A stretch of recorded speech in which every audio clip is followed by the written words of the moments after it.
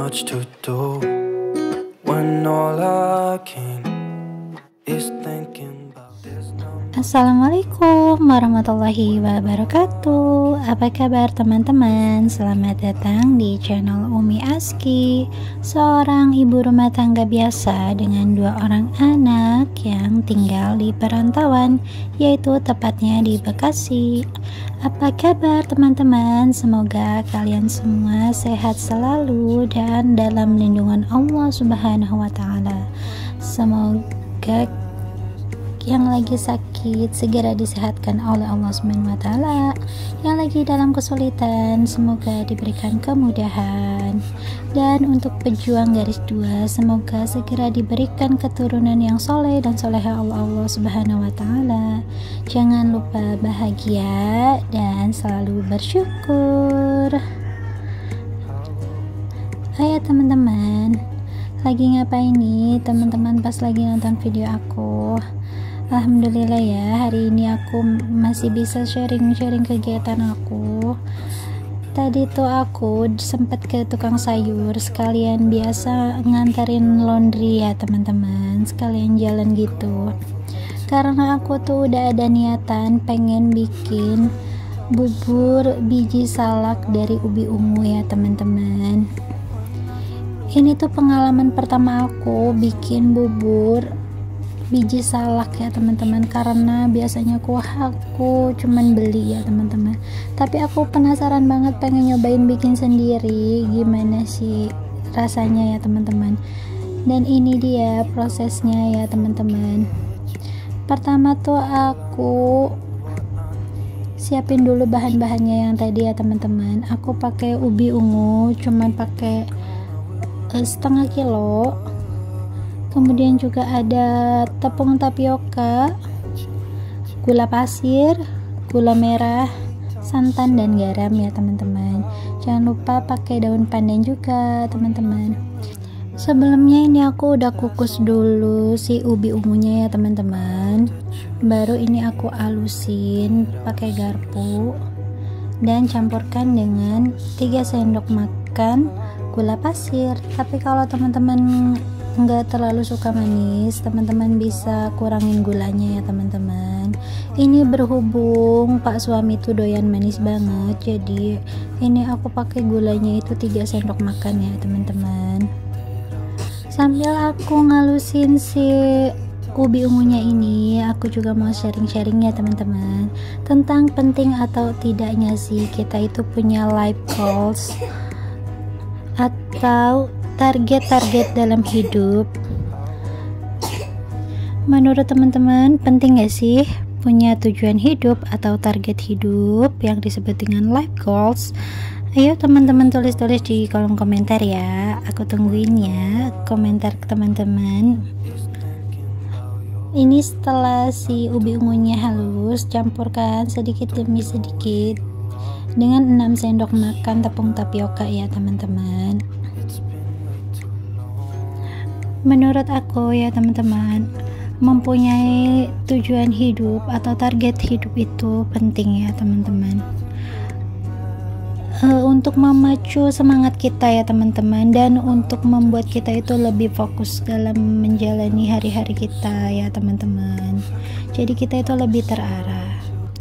Hanya saja jika kita terlalu fokus dengan target-target hidup dalam hidup kita ini ya teman-teman, membuat kita tuh biasanya menjadi ambisius ya teman-teman.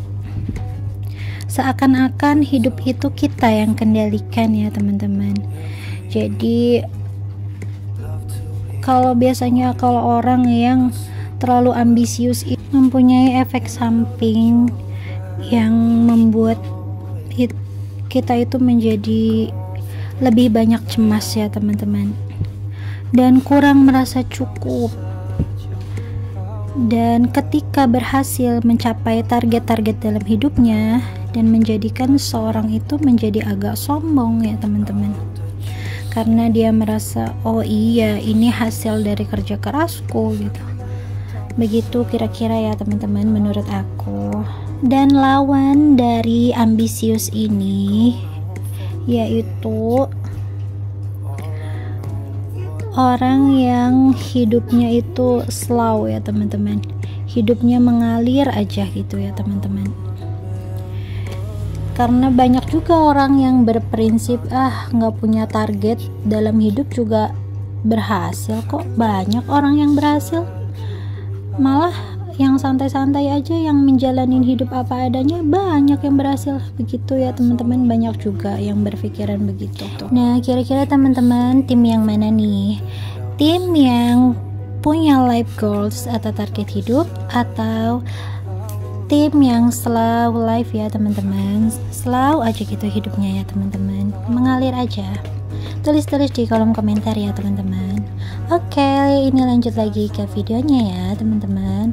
Tadi tuh aku udah selesai ngulenin adonannya ya teman-teman. Ini selanjutnya aku panasin air dan ngerebus si gula merahnya itu ya teman-teman, untuk jadiin kuahnya. Jangan lupa masukkan garam ya teman-teman, supaya lebih gurih.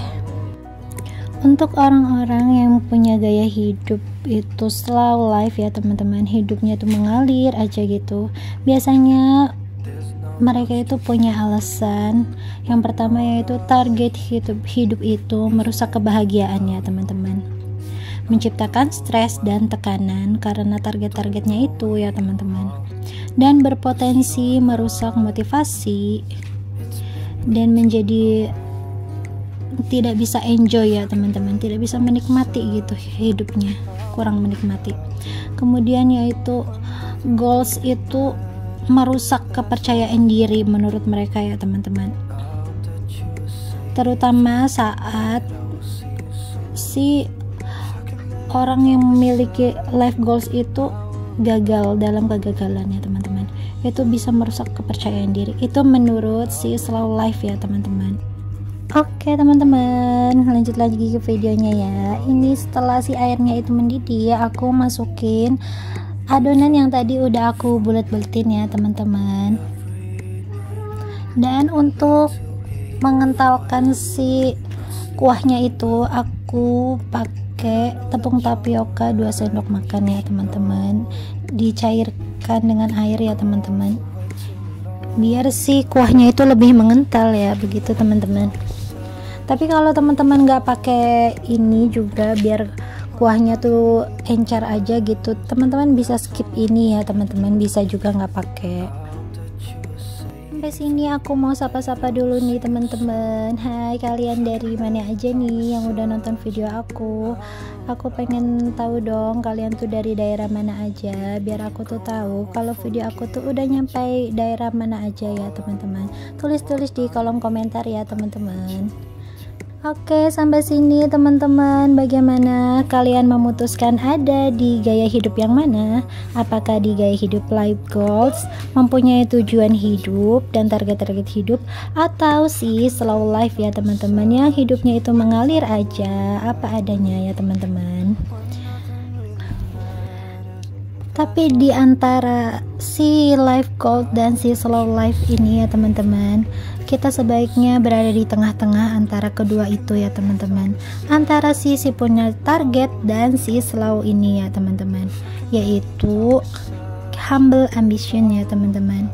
Kita harus punya goals, kita harus punya tujuan hidup, tapi kita juga harus memandang si tujuan hidup ini itu sebagai bentuk ikhtiar kita ya teman-teman, sedangkan hasil ialah milik Allah, begitu ya teman-teman. Seperti yang dituliskan di dalam Quran surat Al-Imran ayat 159. Kemudian apabila engkau telah membulatkan tekad, bertawakallah kepada Allah. Kita melangkah tapi kita tetap berserah. Kita seorang pejuang tapi batin kita tenang. Begitu kira-kira ya teman-teman, si humble ambition, begitu ya teman-teman. Ini tuh gaya hidup yang dia itu tetap punya target, dia tetap punya tujuan, tapi kondisi hatinya itu tenang karena dia tahu bagaimana dia itu ada pada prosesnya. Kalaupun dia sukses, dia humble karena dia tahu pada hakikatnya yang membuat dia berhasil itu Allah, zat yang menetapkan segala takdir. Karena tugas kita kan di wilayah ikhtiarnya saja ya teman-teman. Dan walaupun kadang-kadang hasilnya tidak sesuai dengan apa yang diinginkan, dia merasa ini pasti yang terbaik dari Allah. Dan untuk mencapai si humble ambition ini ya teman-teman, ini tuh nggak mudah ya teman-teman. Itu kita harus melewati berbagai macam fase-fase kehidupan ya teman-teman. Dan untuk fase-fase kehidupannya nanti kita bahas di video selanjutnya ya teman-teman. Sampai sini dulu video aku. Sebelumnya aku mau minta maaf ya teman-teman bila ada salah-salah kata di video aku ini. Semoga video aku ini bermanfaat buat teman-teman semua, dan tentunya bermanfaat buat diri aku pribadi ya teman-teman. Jangan lupa like, comment, dan subscribe-nya, dan share video aku jika teman-teman berkenan, supaya channel aku tuh lebih berkembang lagi. Terima kasih buat teman-teman yang selalu nontonin video aku sampai selesai tanpa di skip-skip. Semoga kebaikan kalian semua dibalas oleh Allah Subhanahu wa Ta'ala dengan kebaikan yang lebih baik lagi. Amin amin ya robbal alamin. Dan buat teman-teman yang baru ngeklik video aku ucapkan selamat datang di channel Umi Aski ya teman-teman. Jangan lupa like, comment, dan subscribe-nya. Alhamdulillah ini udah di akhir video, dan alhamdulillah bubur biji salak ubi ungunya juga udah selesai ya teman-teman. Tadi aku masak santannya itu dipisah ya teman-teman, nggak dicampurin bareng sama buburnya. Jadi pas mau makan baru deh si santannya itu dituang ya teman-teman.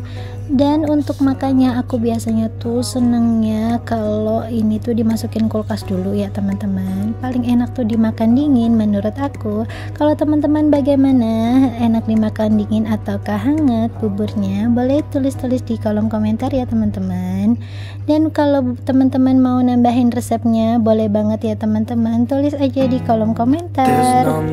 Terima kasih. Assalamualaikum warahmatullahi wabarakatuh. Sampai jumpa di video aku selanjutnya. Bye bye.